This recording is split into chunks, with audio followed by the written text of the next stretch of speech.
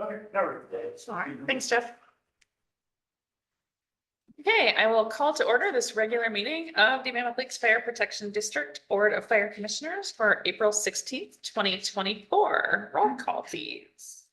Commissioner Bulkley. Here. Commissioner Curry. Here. Commissioner Easterby. Here. Vice Chair Truax. Present. And Commissioner Mandel, or Chair Mandel was absent. We'll move us on to item number 2, our board meeting minutes. Looking for a motion to approve the board meeting minutes from March 19th, 2024. Thanks, Roger. Is there a second? And I second. Thanks, Chris. And we'll do a roll call on minutes approval, please. We do. Commissioner Bulkley, what did you vote? Yes. Commissioner Curry, what did you vote? Yes. Commissioner Easterby, what is your vote? Yes. And Vice Chair Truax, what is your vote? Yes. All right, the motion carried 4-0. We have no special presentations today. Do we have any public comment on any item that is not on today's agenda? Nothing was written in.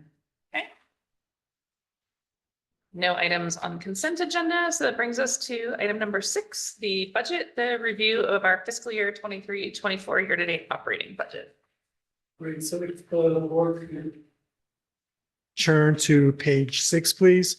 Due to the fact that we have a pretty light agenda, I thought this was a good opportunity to catch you up on a couple of these budget items that there were questions about last meeting, so we'll go ahead and do that. Starting with the revenue side, there hasn't been much change since the last meeting. One thing I will note is generally we'll receive our second apportionment from the county in the first or second week of May. So we should have a fairly good glide path on our revenues by your next meeting. That'll be an opportunity as well to start looking at some staff additions, start looking at some of our reserves. I brought you that policy a few months back that dealt with kind of potential different types of accounts that we could be putting things in so that we have our finances slightly more laid out than they are currently, and that would be a good time to bring it in. So hoping that by next meeting, it's going to be a little tight, that we have kind of a good idea of where our budget is, and then we can take a look at doing some of that. Couple things, since we had not budgeted for it, there was no line item for the cell tower revenue. That's been added in since, so it's revenue that you see under other revenues. That's brought in $11,000 to date. The long-term anticipation on that is basically that represents 3 months of AT&T lease revenue. So over the course of the year, we see about $46,000 coming in from AT&T. Again, the intent was that this was not a project for AT&T, but that it's for coverage with a community in Old Mammoth.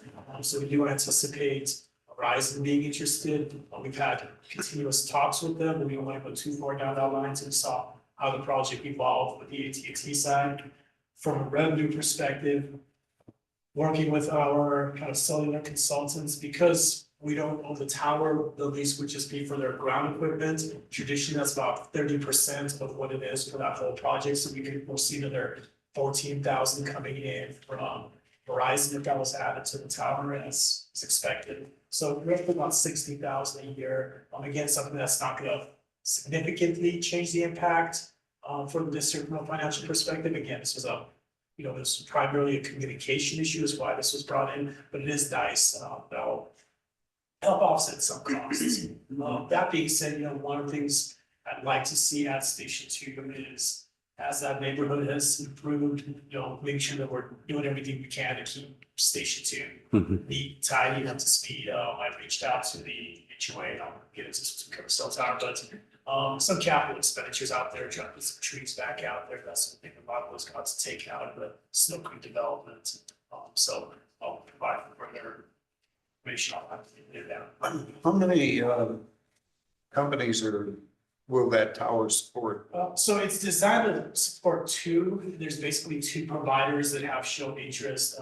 As you're aware, T-Mobile doesn't have any towers in this area, and they end up trying to work off other people's towers. That can be a little problematic in times of emergency when you're using the iPod system. What we found when we did our scenarios down the trails, when we set off the alert system, is the people that were on AT&T and Verizon received that notification significantly quicker than people that were on T-Mobile, which is a concern. We have no leverage over the, private organizations other than, trying to work with them. So I don't foresee any interest. That said, that's how we maxed out with 2 providers on it. Just a couple other things on other revenues.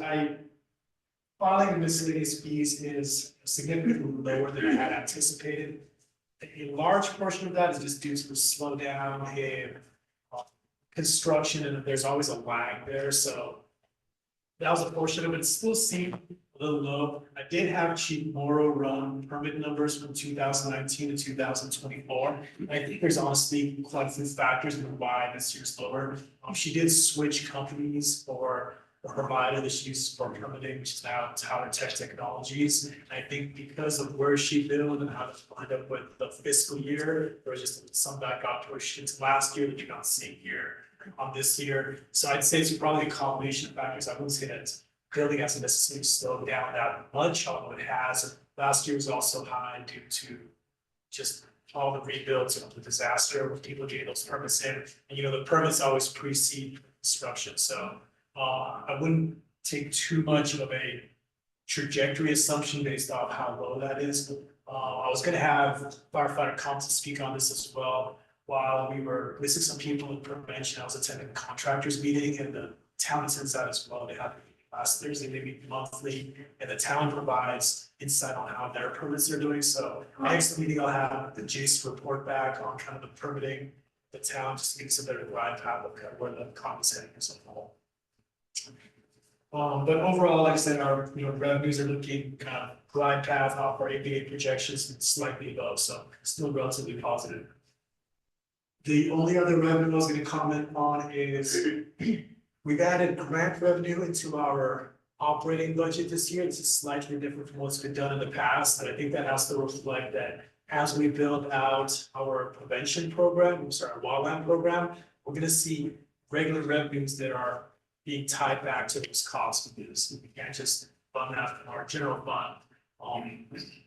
So as we've seen this CAL FIRE grant come in, some portions of that are not here. These are our capital expenditures. So the Bobcat out back costs about $130,000. It's not reflected, but any grant revenue we receive that's gone back towards wages is coming back into this budget. So we're sitting at about 91,000. That reflects the first 3 quarters. Again, we don't have a single wildland program January, February, March. We will have one April, May, June with the crew starting off. Unfortunately, there's just gonna be a lag on when we receive those funds. So it's gonna look like we're a little low there, but I do anticipate another 40,000 eventually getting brought back into that budget. Any questions on revenues? No. Nice to see that we're getting some decent interest off the Leaf account. Yes, and this actually doesn't, we're in a much better position than we were when inflation was at 8% and interest rates were at 0%. I still think, kind of going back to the policy we discussed, at some point we'll try to get something that's having a slightly better rate of return than 2%, because we actually saw overall our assets decline in that time of inflation, which is extremely frustrating for a district our size when we're looking at county expenditures. So it's certainly in better shape than it was, but we'd like to see that even better. So if we move to page 7 or page 2 of the operating budget variance, personal costs a little bit.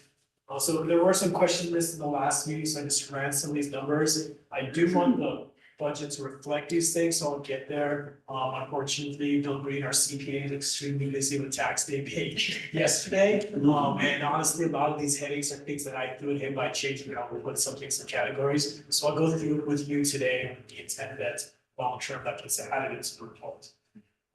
Currently, we run 13 payrolls per year, just due to the way that the LSA cycle falls for firefighting. And we are at about 10.5 payrolls into the year, because it pulls out the first piece of July back to the previous fiscal year, which would put us on the glide path. We should be at about 80% of expenditure. So most of these categories look like we're doing pretty well. The one category that's relatively high is part-time firefighters. I will note on full-time firefighters, there's a couple things that have happened. We're not sure that our regular staffing that we want to be at. I'll hit on that a little bit further. So that category is artificially lower than we wanted, and I hope to get those hires on relatively quickly here. But that is, you know, not moving money from a glide path perspective. For the part-timers, there's a couple reasons this category is high. One of the reasons is we used to just put all of our costs into part-time staff. We built out that seasonal program for the first couple of months. Bill was moving that over to the wildland program. It's important that that wildland program gets kind of budgeted on its own, so we have a good idea what that's costing us and how much we're revenue from grants from getting out on fire assignments. So we really see how it's going to jump up. But ultimately, there should have been about 56,000 that should have gone into the water program personnel costs, which would have taken part-time costs down to 339,000 and would put us at about 85% for the year, so slightly above. I'll get into why that is. I would have taken wildland program to 166,000, put us at 68,000, sorry, 68% for that program. Just commenting on the part-time staffs, there's a couple things the board gave us direction to clean up kind of the volunteer versus part-time. That's a portion of why some of these costs have gone up. The other thing is we've been doing a significant amount of training. Our part-time staff is our biggest strength as a department. Generally, for organization, your biggest strength can also be your biggest weakness. And because they're part-time, we do spend a significant amount of time training. So I directed Chief Such to add as many certified training classes as we could. Just to give you an example, if we do a standard class, it's a week-long class, we have people come in for that class, that costs the district about $10,000 just on employee costs. The cost of the class vary depending on its nature, of instructor or external instructor, but it's money well spent. We had, for example, a SAW class that we did that had 20 people in it. That's a huge benefit to the district, but they can add up, so that's a portion why that's gone up. The other thing we've done this year is we were running with only one firefighter on Fridays, and we added the Fix It Friday crew, as Scott likes to call it, which is a crew that comes in and works on it's an operational thing, so they're both mechanical as well as some assistants on the IT side. They come in and work on Fridays. They usually are kind of newer firefighters, just want to get into the service and see what it's like and give some grunt work. One of the things that they did this last fall before it snowed, for example, is paving and grinding out where hydrants are, so we can help locate those in the winter when they're completely blocked off on the side of a disaster. So coming in, getting to the projects that you frankly don't have time to, and it's nice to have kind of fresh blood through there. They can idea of what that involves, and that's been a little chunk of new cost in that, but I think well worth it. Getting some projects. So again, we're about 85%. I think we're good on that category. The wildland program is in actuality sitting closer to 68%. Remember that program runs roughly May through November, so it doesn't break out evenly across the calendar year. So that's kind of right where we wanted with the crews plan to come on next month. Moving down, so there was a inadvertent mistake where the 401A volunteer incentive was placed on kind of the full-time staffing side. So if you look at 401A and 401 retirement volunteer incentives, that's another one I have to get billed to break out. So in actuality, the 401A is sitting at 20,542, which puts it at 85%. The volunteer incentive is sitting at 11,650, and that was actually not going to see any more expenses coming into that category. So looking fairly good, and there's some concern with this 130%. Why that was, that's the explanation of that. Hoping to have Bill to get that up for the next budget.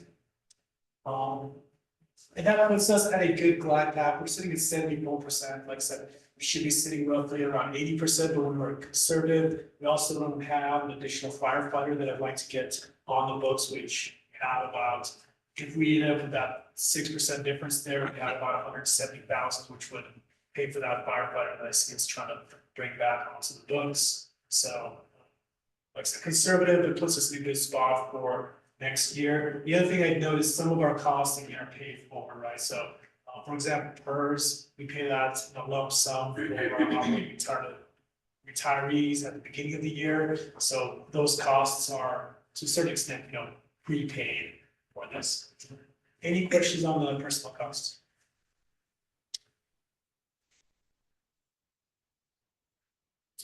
Commissioner Roger, you look like you have something you want.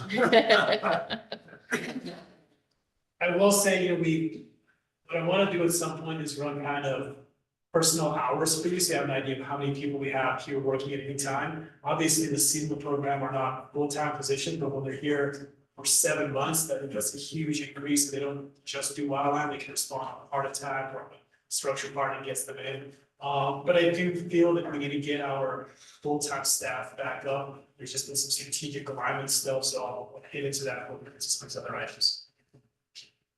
Moving on to admin expenses, so we budgeted this with a recognition that if we went for the ballot measure, we'd probably be higher. This group, I feel good about where the budget is as a whole, so I'm relatively comfortable with it.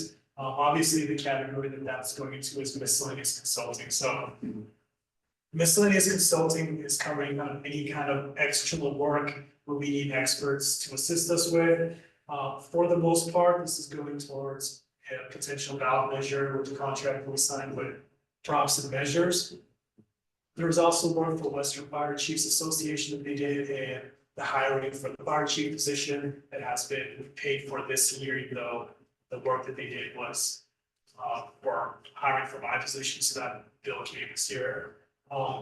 And we may see some more potential consulting work for the cell tower as we figure out the best agreement with Verizon to make sure that's all done appropriately. So that category is going to be high this year. The budget as a whole, I'm comfortable that we're going to come in, relatively in the green. So comfortable with that. The other one that's a little frustrating is we're still seeing our liability insurance going up every time we see it. We're not seeing the 100% increases that we saw over a couple of years there, but still relatively high. I don't see this changing in the near future. Chief Rewall actually sent me an article the other day about fights between state commission office and the insurance industries and kind of what's all occurring there. It's not going to be resolved in the next, frankly, year or two. It's going to be a multi-year process. So there's little that we can do to really adjust for that. The other thing of note is we haven't had, for the most part, we've been fairly good with equipment where we haven't had very many claims. A lot of the things we didn't even take to a claim, we just dealt with in-house. I will note we had one of our utilities was hit by someone last Friday, 3391, which is our F-150 was driving down Main Street and somebody took a churn into it. Most likely, even though once we get the PD report, we're at fault at this. It's one of those frustrating ones because the cost of a new utility is going to be, guessing roughly the $80,000 range of the equipment and everything else to do on it, that might be low in that estimate. And we most likely will not receive. Our previous insurance had correct me on the term, but basically the cost to replace. So we would have replaced it with, they would pay for the new one. The new one is at present value, which they will tell you that utility. Yeah, 5 or 10 grand will probably be a good estimate. So, a little frustrated, but it's kind of where we are today. It is what it is. We're gonna collect from the other party? Yeah. I believe so that this falls under Chief Walker. He's out this week. Traditionally, we didn't used to. Now we have. I may actually have to reach out to you to kind of get your advice on, impacts of that. But the last few times we have collected, just because. Yeah, I mean, if you can collect through the other party, obviously it's better, but they're only going to give you the property value, the present property value of that item, not going to be what it's going to cost to replace. Any questions on admin expenses? Just have a quick question on uniforms and clothing, because I know this was an issue that came up in the disaster in terms of parity between what we provide versus, you know, what some of our, you know, professional Cal OES peers were providing. So does this budget kind of reflect, you know, trying to get more for our people? So, great question. I think it represents incremental change.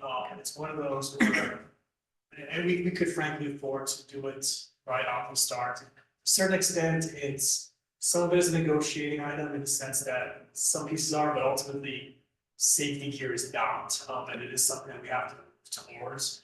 The reality is you're correct. We have, and a lot of it is just kind of where our roots were, where we came from, and how we've slowly evolved as a department. And there are holding costs to having a significant number of employees, but traditionally, we provided less parts, equipment, that sort of thing. Got a pair of boots where you were a rookie, you actually couldn't put the whole complement together within the first year. So it's something I would, yes, Michael and them would come talk to us, but ultimately, kind of my vision of where the department should be, absolutely, we have a responsibility to provide cold weather gear, we have a responsibility to provide appropriate PPE from the fire safety side. And a lot of it is due to the wide nature of asks that we have of our firefighters here, where they literally have to hike into the backcountry, and we tell them today that if you go on an avalanche incident, which we train for, a lot of them come in their own personal gear because it's easier. I would like to see us build out, and getting kind of into another subject, but one of the things the after action group is going to come back with last year's disaster is not just PPE, but generally we borrowed snowmobiles from the ski area during large storms, just so we can get to patients and assist the medics and that sort of thing. And ultimately, although we've had a great relationship with them, at times if it's, President's Day weekend, the last thing we'll do is we ask them to ski area for snowmobiles, because ultimately we not get it. They'll give us some decent ones, but maybe not for the best. So, long term, we would probably need to build out that winter program, both from the gear side, probably from some equipment side, and from some training side. I mean, that's one where we have some people on staff who worked on the snowmobile program in the ski area, so they can do a proper training. They have a good relationship with Sierra Mountain guys because they teach out of Station 2 to where they already allow people to come in for the avalanche training. And yes, there's a plan there, but I do appreciate the board feedback to make sure we do push that in next year's budget. I will make sure that's appropriately increased. Yeah, I just want to make sure that's robust and that.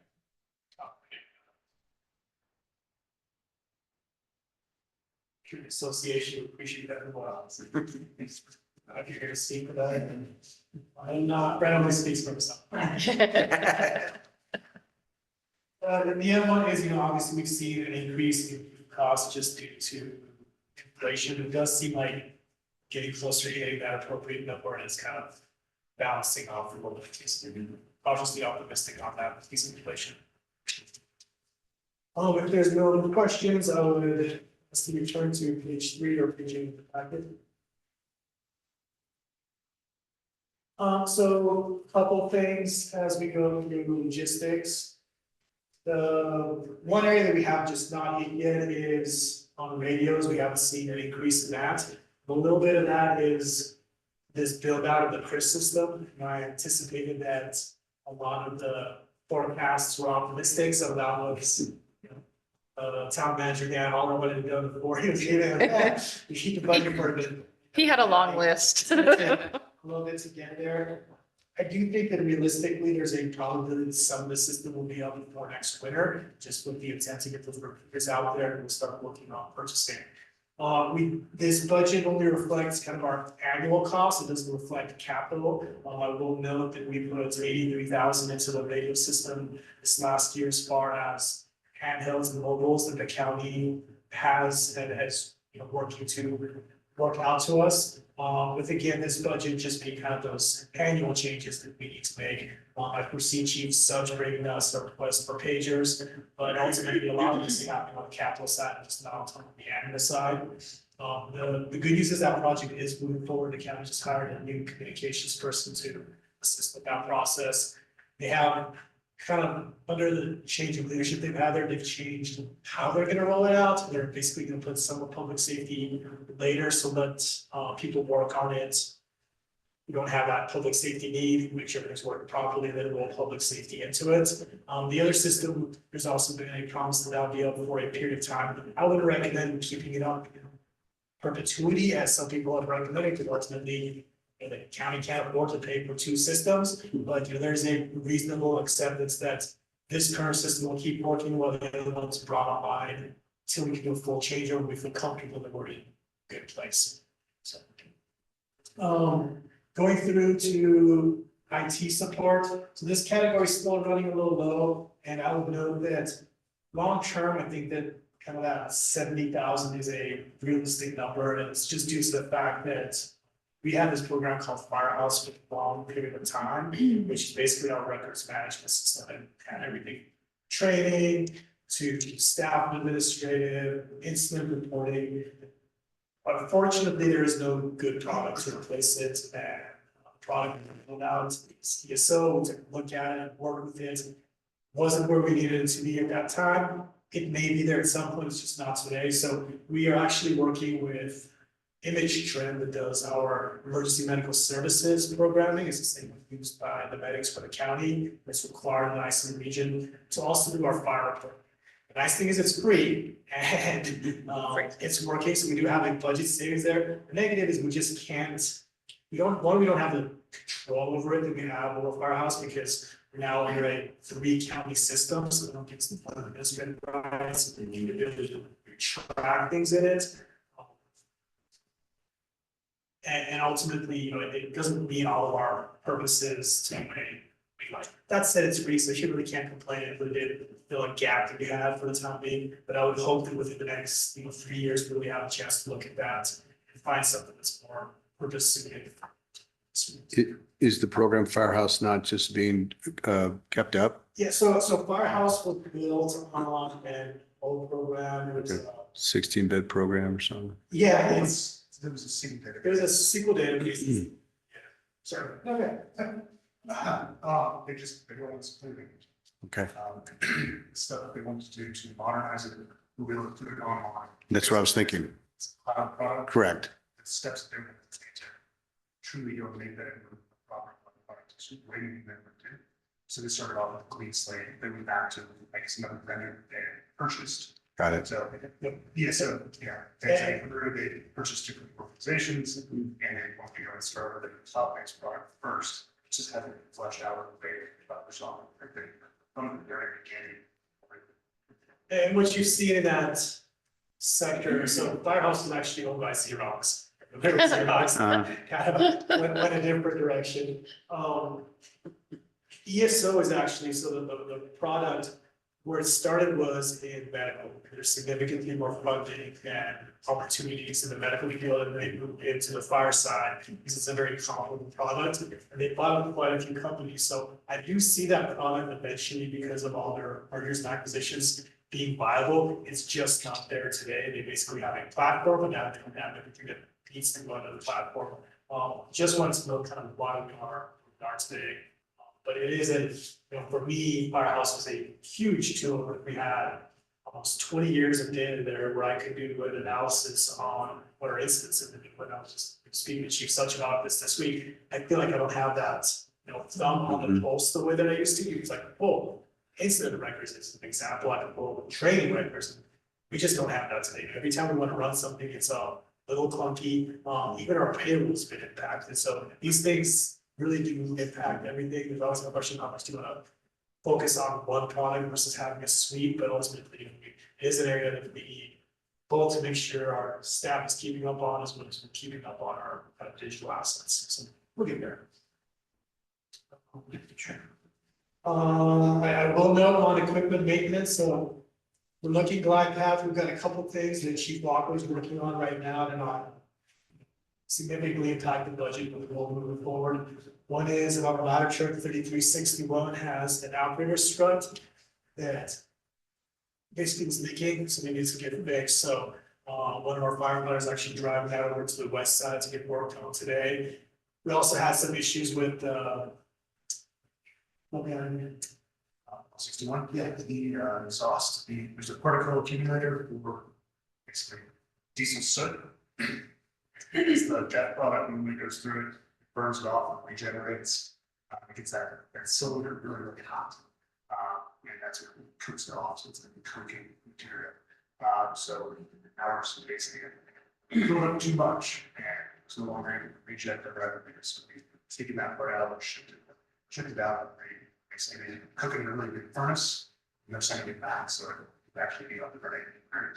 Yeah, so the goal is to have both those pieces worked on simultaneously, so we can have the truck out for a period of time. I believe it was within the next 2 weeks to have both those back in and have a truck in service. In the meantime, 3362 is coming out of the truck.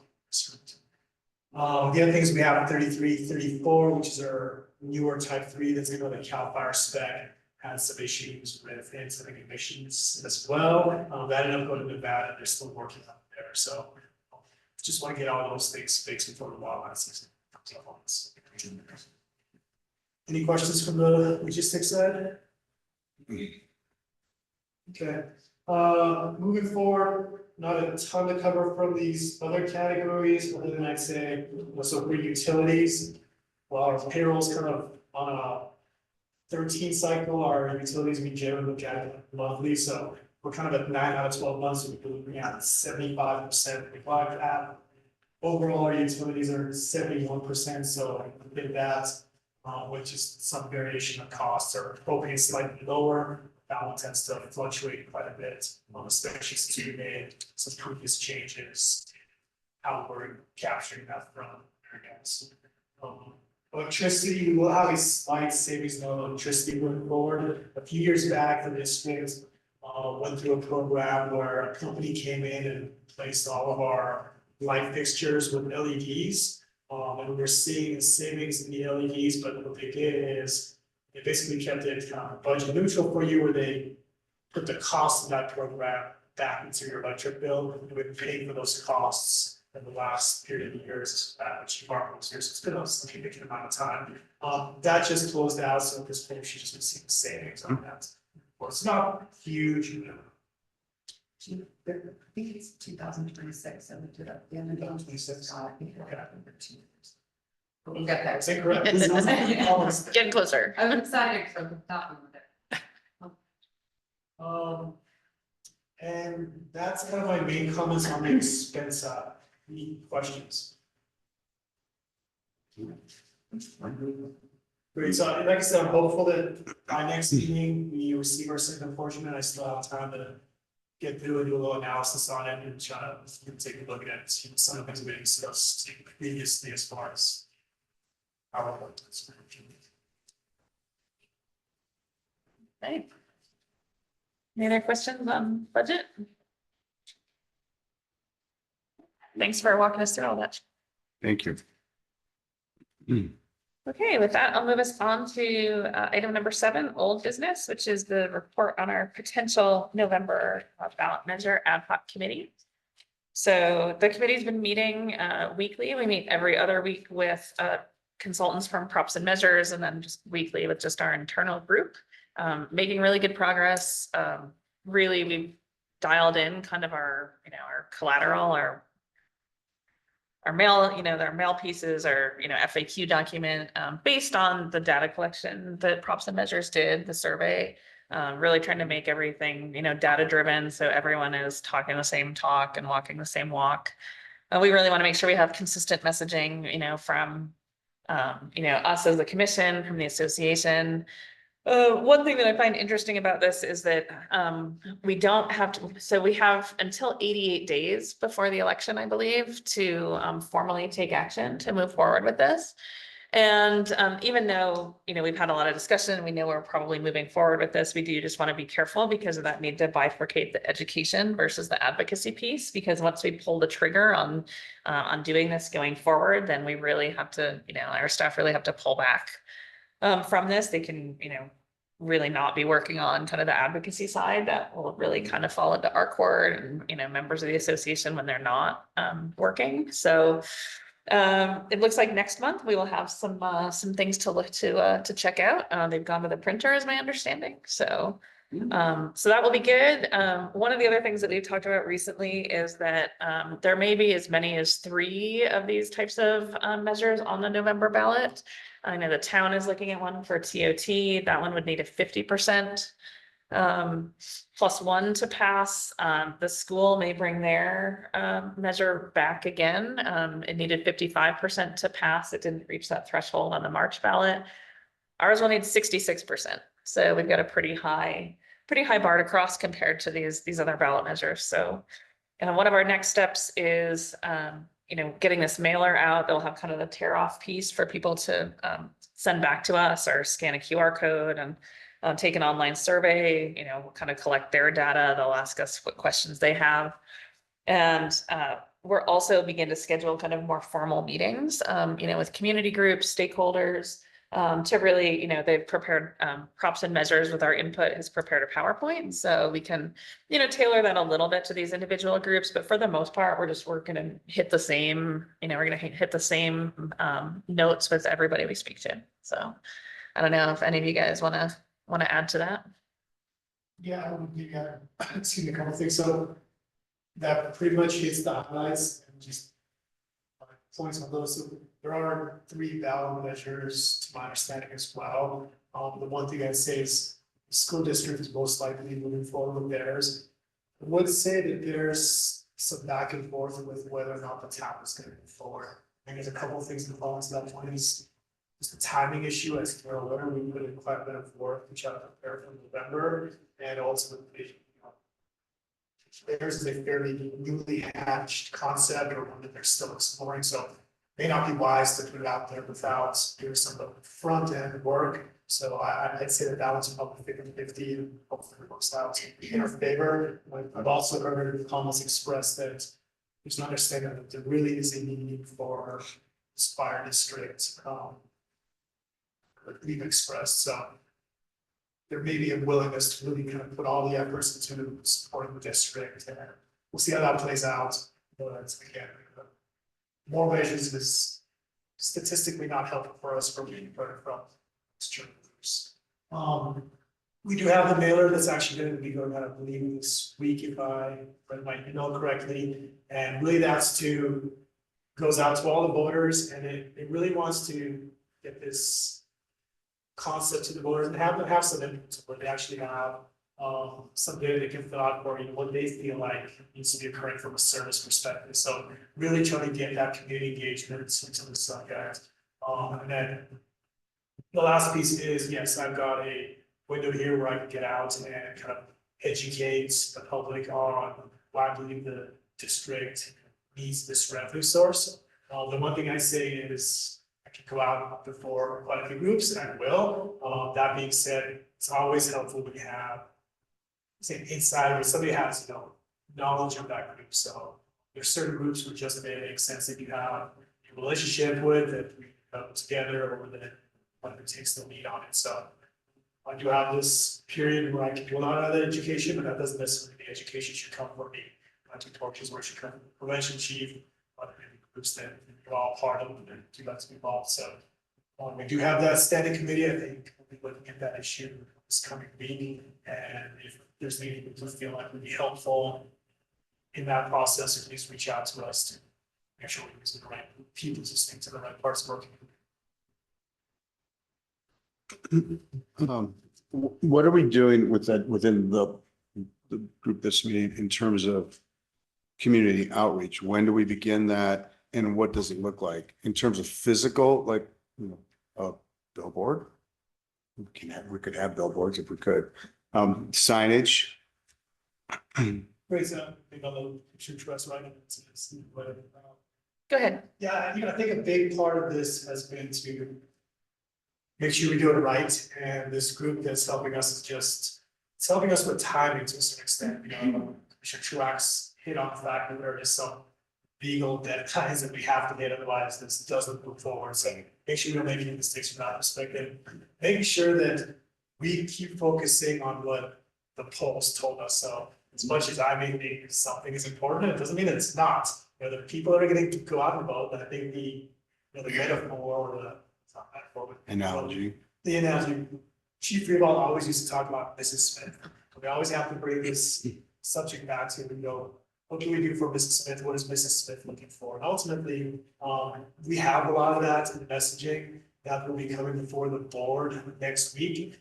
There's quite a bit on the educational side as far as moving things on the website, PowerPoint presentations in front of groups such as town council, chamber of commerce, that sort of thing. There will be a point in which the district has to step back, and advocacy group can step up. The association has pledged both kind of a grassroots piece as well as some funding for that. That's really where kind of the signs come out for people's laws and that sort of thing, which completely separate from the district as far as budgeting for that and that sort of thing. But on the front end, all that material is basically ready to go. We didn't feel like it was appropriate to have this meeting because we just quite weren't there, but we'll have it for next meeting. We'll also have Commissioner McDowell, so hopefully have the next full board here next week to kind of go through that whole process. So, Yeah, maybe Carolyn and Jeff, you guys could speak a little bit about, I know you guys have been taking a look at the website and just kind of making sure that, all of our language gets aligned while we're in this period, so. Working on the webpage together, actually, with all kinds of models. Yeah, a lot of times, voting comes down to a little bit, well, obviously perspective, but there's an emotional drive. So what's driving them emotionally? And I can tell you that our area, of all the areas that have been targeted by an algorithm with State Farm, our strong fire district and the fact that we have CAL FIRE, the US Force, all of that plays into why we weren't really that affected, other than, State Farm's canceling every commercial apartment building that they insure, which is in part Mammoth or these zip codes. In terms of houses, and one HOA, that's it. No houses in this area that I'm making phone calls to. And a lot of that is because because of this fire station and the fact that we have two, even though one's not really manned, but it's really having a strong fire prevention and a voice that I think makes a difference. So wildfire is a big message. Yeah. In the whole messaging scheme. The other big one that they really stress is emergency medical services. It still is 60% of the calls that we go on. The medics, if you're on a full rest, you still need 5 people to work on that scene. So make sure that we don't kind of forget some of these bread and butter things that just aren't as sexy. Sure. But they're what Mrs. Smith really cares about. I'm not going to get care shown. A lot of the times when the county ambulance is out, are at this very next one, so there's a twisted D at the ski area, your next line of defense is coming from the fire district. So make sure we keep hitting that message. I agree with you. Be the wildfire is really kind of the new one is the one we're trying to have an impact on. Really, I agree with you that we want to kind of help bring down this change in insurance costs. We have to make sure that the communities with our partners, all kind of surrounding community. So that's going to be part of our messaging. I work with the consultants on how do I stay on message, but also make it personal, right? Yeah. And I think that's another thing that we're working with. Asked them for a little bit of help, so we're bringing up issues like the fact that the Forest Service is not staffing to engineer in summer, and still having that kind of big message of yes, we are here for our emergency medical services, wildfire, all these other things, but here's what we're facing today. Insurance costs are growing. People are getting dropped. We need to get people out in the community to help in defensive space. We should have staffing today. Gilbert is an early firefighter out today. It's just, that is the state that we're at. Could we have dropped one? Yes. Those are all the stages where we're losing things in other programs to make that happen. So we're running a tight budget to get to where we are. And if people want more services, that's what it takes to get to that next level. And we have a lot of conversations in the group too about, I totally agree with you, voting can be very emotional and, how do we, kind of, differentiate between fear mongering, which could be very easy for us to do, versus, just informed advocacy and, this is, we're your fire district and this is what we have and can provide, and this is why we need this, so. That's, yeah.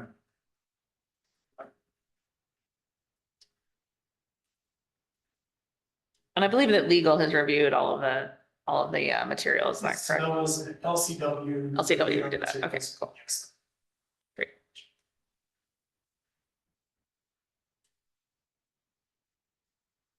That was all I had on that. Does anyone have any questions or anything that the commission would particularly like to see when we bring this back next month?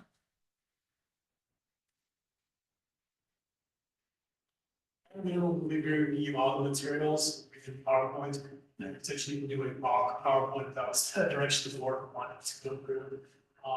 But you should start seeing physical things. Perfect. Thank you. Okay, so I'm gonna skip us on down to item number 10, the district fire chief reports. So I'll be starting with the after action review for the 2023 storm emergency. This has been an ongoing process that the town of Mount Lakes took the lead on both administratively as well as financially, but they were very kind of us, very involved part of this process. Frankly, a lot of it is going to point to things we saw then that are relevant to things such as potential revenue vendors. The district is under-resourced for a lot of the asks that before it. The other important one is the propane concerns and what should happen by the next 5 to 10 years with building construction, new projects as well as figuring out ways to ensure that things moving backwards. So it's a very strong report. The did is very professional. We actually had a meeting today where it was supposed to get the last draft approved, and they're going to start working on they're doing it Spanish as well, so Spanish version. Ultimately, the town was missing 2 weeks staff because of spring breaks, and got pushed back to next week. But I do foresee that that's going to come as a final draft and get approval by town council here shortly. What that's going to do is it comes with a list of things that should happen within the community to basically react to what has been found. So propane is a great example of that. There are bullet items on which you have to say there are some equipment recommendations they make to the district. So that becomes a nice point at which we can start moving some of these things forward. We're working with the town, future projects, and basically come to an agreement that 2 years ago would have been sound like crazy, but any new project that gets built should have a propane shut off of the street similar to what you have for water. That seems very reasonable, and we've gotten to that point. So, those are ones that we want to make sure that we kind of move with this attention that this is going to receive and make sure that we actually come to fruition. But overall, looks like a fairly good report and one that we can leverage towards strategic projects. Great. We just keep on. Yeah, just keep on, move right on to the cell tower. Thought I'd be sure here about one boxes. Report on the cell tower. So as you're aware, the cell tower passed through planning and economic development commission in February, and the funds are voted. There's an appeals process. There was an appellant that brought it to the town council. And it's incredible. I believe it was about 2 weeks ago. The town council looked at the matter. It was a longer discussion with basically, say, frustration from the people in Creek House with quite a bit of public comment. 4 hours. It went on for 4 hours. Frustration. I would say, in their defense, a lot of them felt that they just didn't know about this. Most of them aren't in town most of the time, so it's just something that unless their real estate agent mentioned to them or some other responsible party, that it would have basically to we put the paper. We did send out, the district was actually not required to do any noticing. We signed a lease agreement, but we did do noticing. So both of our meetings, I attended town council and spoke on it, but I certainly understand the frustration. That being said, the need for communication out of that is high, and the town council agreed rejecting the appeal with a 1-5-0. So at this point, there's still the potential of a lawsuit which needs to come before the parties, I believe by 5th or 10th of May. So we'll have some idea of if there's legal reach that wants to do that. There is potential of that. Most likely if that occurs, what ends up happening is AT&T basically takes the lead on lawsuit because it's in their vested interest to keep the project moving. So I'll keep the board up to speed on that. I'd be surprised if it happened, but it's what it is. Chief Morrow's deployment. So Chief Morrow is actually for about 3 weeks for training for deployment.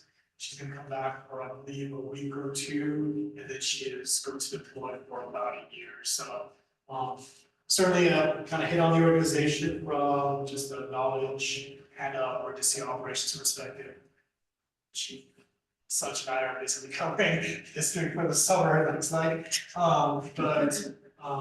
We've had really good interest for the application. So we blew a very wide job application, not knowing how much interest we would have in it, to give people opportunity to write in with a letter of interest depending on what they were looking for, this would be an interviewable process on either just helping on the administrative side, maybe we'll help on the emergency operations side, or they can take a full-time division chief position. We have about 5 candidates that are interested in full-time division chief positions, so we're looking for an interview panel, the operations assessment center, a couple other projects that they have to do for that. I'm cautiously optimistic that we'll come out with 2 things on the back end of this. One would be somebody who could fill a Chief Morrow's position full-time, as well as we have quite a few people who just think out of the position that their environment used to fill, which was a kind of part-time duty chief position. That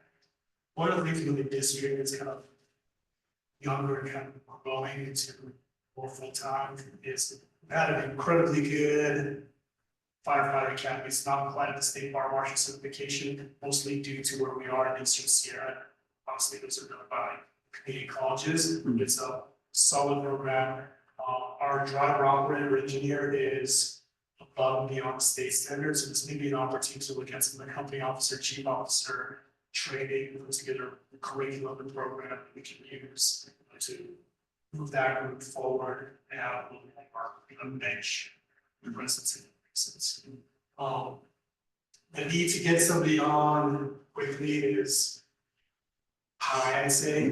Just when you look at, we really want to jump on propane immediately when that comes to town council with recommendations on what that looks like as far as in the code and make sure that really takes advantage of this period that we have support that subject. The other one is the main lodge discussion. I am conflicted out of participating in that, but it's a large project. It's a 10-year project after that, it was the soonest in my opinion. And there's some very large issues there that have to get looked at from a fire and public safety perspective. Chief Walker's been taking the lead on that, but ultimately some support on that. So we get somebody who can help with that. That's going to be important next few years. So cautiously optimistic that it's good. Yeah, it's coming up that process. I'll move on to wildland. So there's just so much going on in wildland right now. A lot of it is good. My biggest concern is just staff capacity and everybody getting to those things that it speaks to me are just not there, frankly, from where we need to be. The Department of Energy just awarded a grant, it was kind of a joint grant, it's county and the town, we supported on, but it went towards a biomass facility down by Ormond. That is a critical component of just the wildland scene here as a whole. The reality is, you start looking at large projects, there's nowhere to put the elements. And with that piece having $10 million in funding, is very likely it's going to be a public-private partnership to get that built out. There will now be a place to start sending all of this materials. You always have to build these pieces, assuming that these things are going to work out. We put in for a USDA grant, and we're hoping to hear back on at any point. One of the requests in the USDA grant is a route. You see the top area, just come in instead of shipping things, they just take the whole thing, dump it in the truck, goes to the biomass facility, gets forward. So, that was the huge one that seemed like it was kind of unknown what its future was, but they were cautiously optimistic on where that's going. Having a meeting next Thursday with what's called RAFT, it's a financial group that helps with my part on doing a project and some other updates, but that was a big one. The other one that White Park was able to secure was a CAL FIRE grant this year, I believe it's roughly $8 or $9 million. We worked pretty closely with them on that because we'll be supporting them with SQL work that we're funding out of our CAL FIRE grant. Primarily working on another piece of the Valentine Reserve, which is one of the biggest target hazards, and also working by the properties between the schools and the hospital there. So this is kind of a joint venture with White Park team will lead a lot of the administrative. Our wildland crews will be working with them. We support the SEPA because White Park is not a public agency, so they can't be the lead agency on that. It really is a good example of kind of the collaborative works where I see also our wildland programs have that opportunity to grow, be involved in all this and create good jobs for our firefighters. Last minute, so I met with Congressman Kiley out here last September. I'm not sure if you remember, but we took a tour of the district and went out and presentation where it's September, so you never know how the weather's going to be. Of course, it's one of those where it's kind of dreary and wet, so it's hard to kind of give the perspective that we're looking for. But ultimately, we went up to a turnoff kind of right of Twin Lakes. We have an overlook looking over at Hogawall, and the forest health is just horrible there. So many dense standing trees that really think it help paint the picture to kind of what we're dealing with. And Jack and White Park made the argument for the ESCCRP project. It was like fairly caring but conservative individuals. Like, well, that's great. That's the whole project at 8,000 acres. What the prior acres? What 10,000 acres look like? You know, kind of threw that back at us too. Yeah. So I frankly didn't feel like we were in a position to move forward on an appropriations request. Always reached out to us. But Rob Patterson, the new town manager, actually also looked into it and said, let's go for it. So the town is taking the lead on an appropriations request for $50 million, of which $10 million goes to the fire district to do the work kind of both around the community as well as within the community on defensive space. What the chances on that are probably very low. If it's 10% of the big number needs to get it, that's will hit one point. Excuse me, actually. The other one that we have outstanding is the USDA grant of $6 million. I'll make your back on that one with about a month this week. And frankly, my biggest concern we receive one or either one of those is scaling fast enough to get the work done, get the staff on to work on projects. Speaking of scaling, Chief Brooks is supposed to return, but he's having some housing difficulties. So still trying to work that out and work with the town, see if we can find anything through the town. It speaks to a strategic challenge the district has as a whole. When you have a chief officer trying to come back and it's kind of hard time finding this. And our seasonal program will be starting up in May. My other goal is in December, we flew firefighter positions. The way we flew them is as administrative firefighters, and we ended up hiring one, which is Jason Coffin to work kind of prevention EMS, and we had a list created for the second one. I've been hesitant to fulfill that position because if we did receive that $6 million grant, we would have a 25% match to meet. So once we hear on the $6 million grant, we will either pull the trigger to support the 25% match and bring quite a few people. If we don't receive that, we will at least hire that one person without the grant and move forward on that. But I felt that if we hire that person, we also have to meet the obligations for grants and really tight privileges. So that's why I held off on Is most of the wildland crew from last year coming back? So we are in the middle of the hiring process. We have a good amount of them that have already expressed interest in coming back. And that's the difficult thing is because we started new programming, we have this chicken versus the egg problem.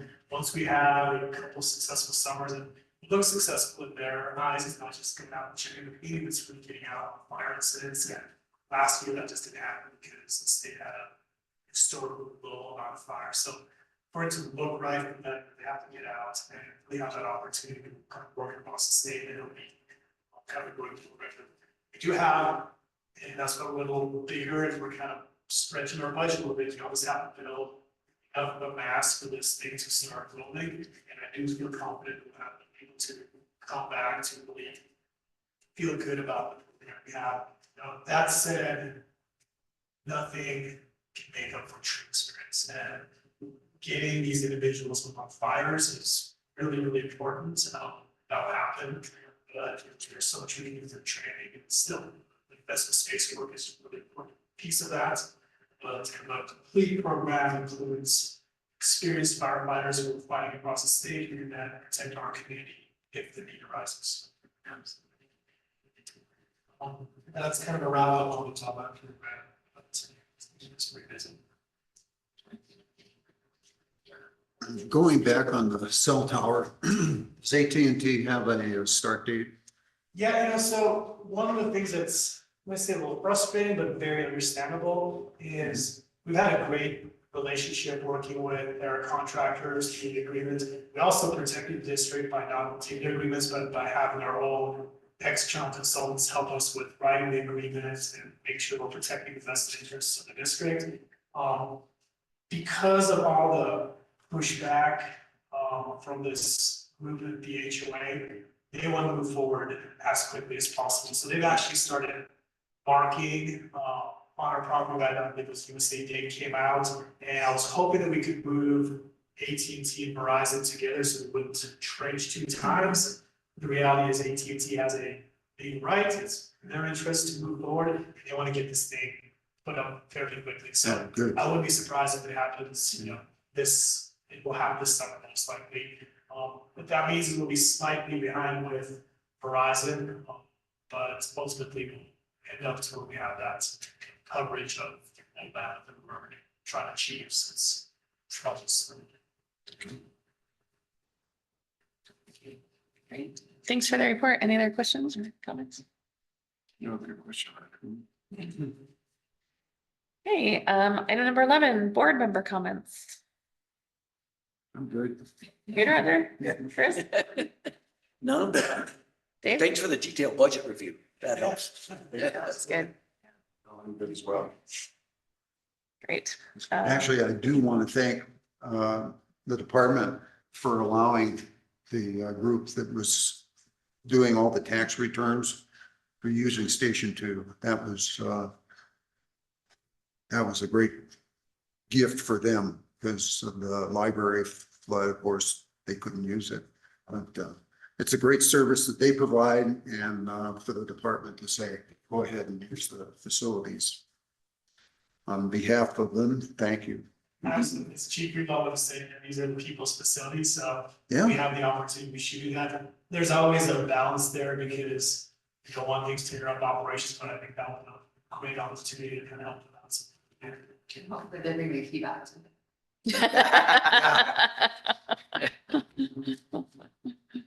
Great. Number 12, any legal counsel advice? Thanks for coming. Pleasure having you, thank you. And it doesn't look like we have anyone from the association for association comments. Okay. Okay, and then just any announcements? None for me. Okay. Okay, so administrative business, next regularly scheduled meeting, May 21st. Yeah. So, yeah, sure. I will see my meeting rounds.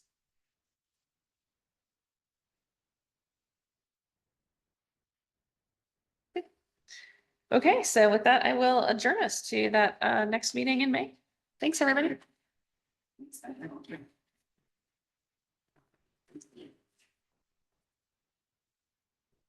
Thank you. Yeah, pleasure.